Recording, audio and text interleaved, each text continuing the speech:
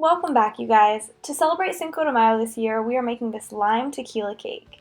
So it's super festive and kind of reminiscent of a piñata.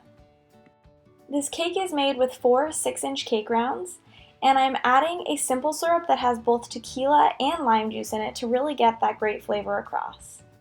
The frosting also has tequila and lime in it, and the recipe for the entire cake is up on Chelsweets.com.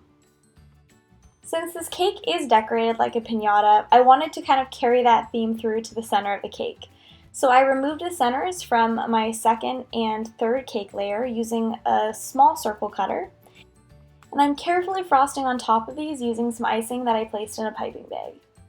I also add a pretty generous layer of simple syrup to each of these cake layers before I frost them, just to really make sure that all those flavors that we're working with today come through.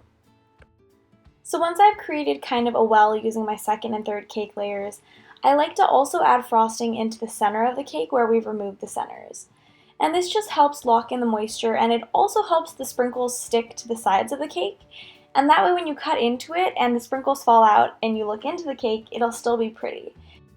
So I used 2 different sprinkle blends from one of my favorite sprinkle companies, which is Neon Yolk Shop.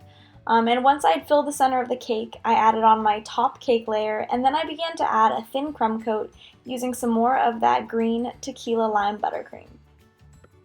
So I'm keeping my crumb coat really thin on this because we're going to be adding a ton of additional frosting once we add on those ruffles. So this layer definitely does not have to be very thick. So to add the ruffles, you guys, I used the same tequila lime buttercream, and I made 5 different colors. I added them into piping bags fitted with a petal tip, which is either a Wilton 103 or a Wilton 104, and I just slowly began alternating the colors and adding vertical ruffles up the sides of the cake. So I've done ruffles around a cake before in a horizontal pattern, but this is actually my first time ever doing vertical ruffles. So my first ruffle was a little bit rough, but as I began to work my way around the cake, I got a lot more comfortable. If you're not comfortable and want to practice, you can definitely do so on a piece of wax paper or on a paper towel, just to get comfortable with the pattern and to make sure that your ribbons going up the side are a pretty consistent size. One of my most important tips when doing this is making sure that the edge of your frosting tip is really scraping against your crumb coat. I know it seems a little counterintuitive, but it will help make sure that your ribbons are really anchoring onto your crumb coat. One other important thing to note is that you need stiff buttercream to do this. The heat from your hand as you're piping is also going to make the frosting a little bit thinner. So if your buttercream seems a bit too thin, definitely make sure to add a touch more powdered sugar so that it can really keep its shape. Since we only added ruffles to the side of the cake, I wanted to do something fun for the top of the cake as well. I decided to pipe a flower using all those different buttercreams that we made. So I started off with my pink buttercream and followed the same color pattern that I used to add the ruffles on the side of the cake. So whenever I make buttercream flowers, I love to pipe on parchment squares and then freeze them.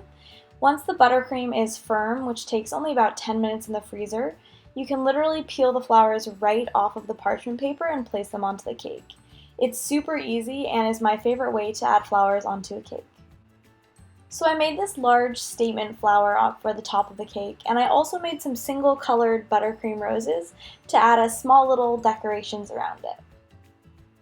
Once my flowers were thoroughly chilled and firm to the touch, I added them to my cake with little dabs of green buttercream.